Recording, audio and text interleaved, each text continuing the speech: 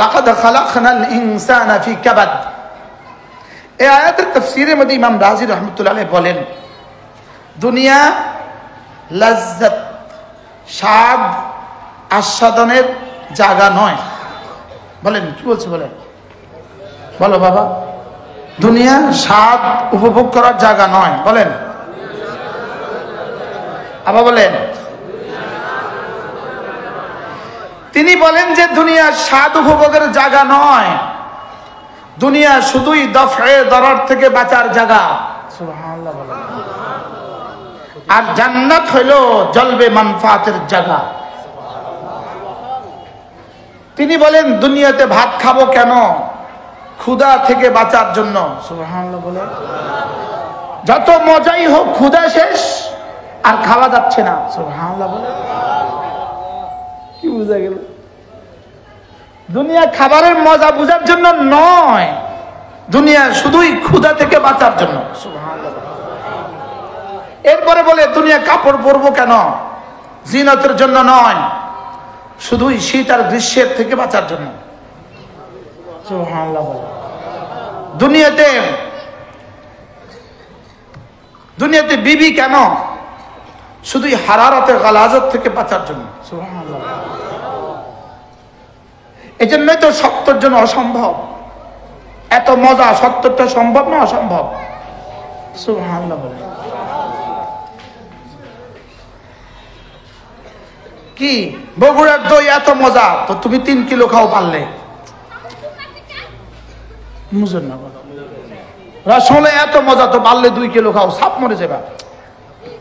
তা এত মজা খাইলে মরে কা? গরুর গোশত এত মজা, তো 3 কিলো খাও, হ্যাঁ সাপ মরে যাবে। বুঝেন না কথা? আপনি দুনিয়াতে যেটাই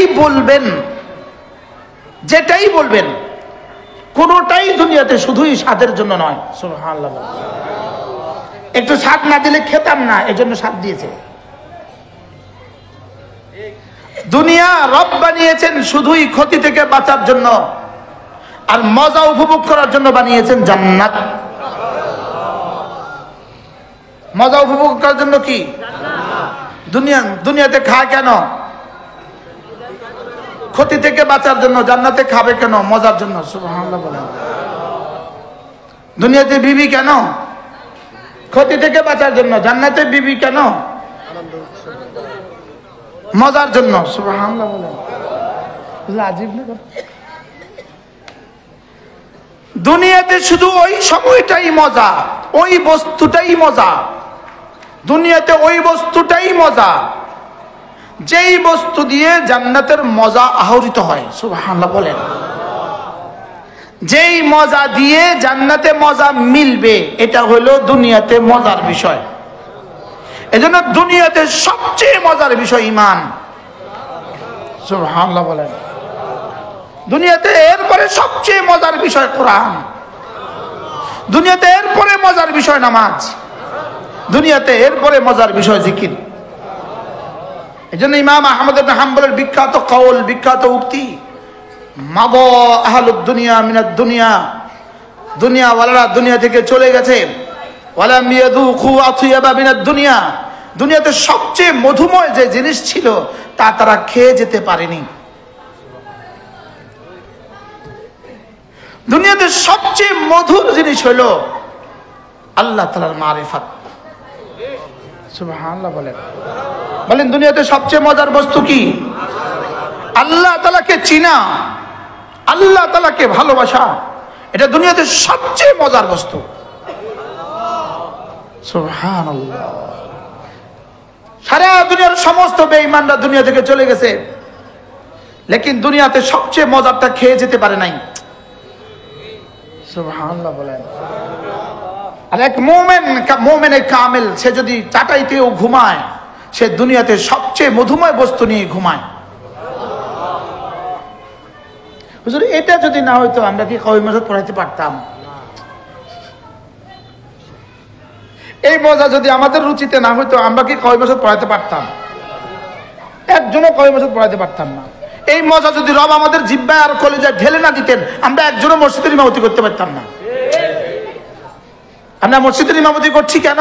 এই মজার অনুভূতিতে। সুবহানাল্লাহ বলেন। তোমাদের কুফতার বিরিয়ানিতে তোমরা যত মজা পাও, তোমাদের নাচে আর গানে তোমরা যত মজা পাও, তোমাদের হালুয়াতে তোমরা যত মজা পাও, এর চেয়ে কোটি গুণে বেশি মজা আমরা আমাদের সেজদায় পাই। এই জন্য মাদা আহলুদ দুনিয়া মিনাদ দুনিয়া, দুনিয়া ওয়ালারা দুনিয়া থেকে চলে গেছে। ওয়ালাম ইয়াজুক আতইয়াবা মা ফিদ দুনিয়া, দুনিয়াতে সবচেয়ে মধুর যে জিনিস এটা তারা চোখে যেতে পারে নাই, খেয়ে যেতে পারে নাই। এজন্য দুনিয়াতে এক সেজদা দোস্ত, এক সেজদা, এক সেজদা, এক সেজদা খায়রুম মিনাদ দুনিয়া ওয়া মা ফিহা। এক সেজদা দুনিয়ার মধ্যে যা আছে তার চেয়েও দামি। মুখস্থ করেন।